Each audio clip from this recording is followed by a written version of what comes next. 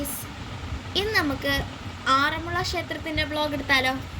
അപ്പം ഞങ്ങൾ ആദ്യം ചെയ്തപ്പോൾ ഒരു ബസ് പോയി, പിന്നെ കുറച്ചെന്ന് പറയുമ്പോൾ ഇത്രയേറെ നേരം വെയിറ്റ് ചെയ്തു. അന്നേരമാണ് നമ്മുടെ സെക്കൻഡ് ബസ് വന്നത്. എന്നാലും ആ ബസ് അടിപൊളിയായിരുന്നു കേട്ടോ. പിന്നെ ഞങ്ങൾ അവിടെ ഇറങ്ങി കോഴഞ്ചേരി എത്തിയപ്പോഴത്തേക്കും അടുത്ത ബസ് കയറി. പിന്നെ അവിടെ നിന്ന് ഞങ്ങളൊരു ലേസൊക്കെ വാങ്ങിച്ചു. നോർമലി ഞങ്ങളൊന്നും വായിക്കാത്തതാണ്, നിങ്ങൾ ഒരിക്കലും വാങ്ങരുത്, കാരണം അത് അൺഹെൽത്തിയാണ് കേട്ടോ.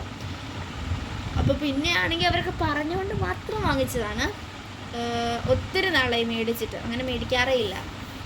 പിന്നെ ഞങ്ങൾ എത്തിയപ്പോഴത്തേക്കും ഞങ്ങൾ തുളസി മാലയും താമരയും പിന്നെ കുറച്ച് വെണ്ണയൊക്കെ വാങ്ങിച്ച് കൊണ്ടുവച്ചു. അകത്തൊന്നും വീഡിയോ എടുക്കാൻ പറ്റത്തില്ല, അതുകൊണ്ടാണ് എടുക്കാഞ്ഞത്. പിന്നെ ഞങ്ങൾ കുറച്ച് നേരം ഈ ഒരു പുഴയുടെ ഇവിടെയായിരുന്നു നിന്നുകൊണ്ടിരുന്നത്. പിന്നെ നിങ്ങൾ ആ സർക്കിൾ ഇട്ടത് കണ്ടായിരുന്നോ? ആദ്യം അവിടെ ഒരു മീനുണ്ടായിരുന്നു, നിങ്ങൾ കണ്ടോ ഇല്ലയോ അറിയത്തില്ല. അപ്പോൾ കണ്ടെന്നുണ്ടെങ്കിൽ കമൻറ്റ് ചെയ്യാൻ മറക്കല്ലേ. പിന്നെ ഞങ്ങൾ ബസ്സൊക്കെ കയറി. അതൊരു ഭയങ്കര തിരക്കായിരുന്നു കേട്ടോ. അപ്പോൾ എന്തായാലും ഞങ്ങൾ ആദ്യം പോയത് ഉർവശിയിലോട്ടാണ്. ഉർവശി ചെന്നിട്ട് കുറച്ച് ജ്വല്ലറീസും ഒക്കെ വാങ്ങിച്ചു. അതിൻ്റെ ഒരു വ്ളോഗ് വരുന്നതായിരിക്കും. പിന്നെ ആണെങ്കിൽ ഞങ്ങളൊരു റെസ്റ്റോറൻറ്റിൽ കയറി. അവിടെ ചെന്നിട്ട് ഞാനും ചിറ്റിയെ ഒരു ടെൻഡർ കോക്കനട്ട് മിൽക്ക് ഷേക്കാണ് വാങ്ങിച്ചത്. ബാക്കി എല്ലാവരും ഷാർജ ഷേക്കുമായിരുന്നു വാങ്ങിച്ചത്.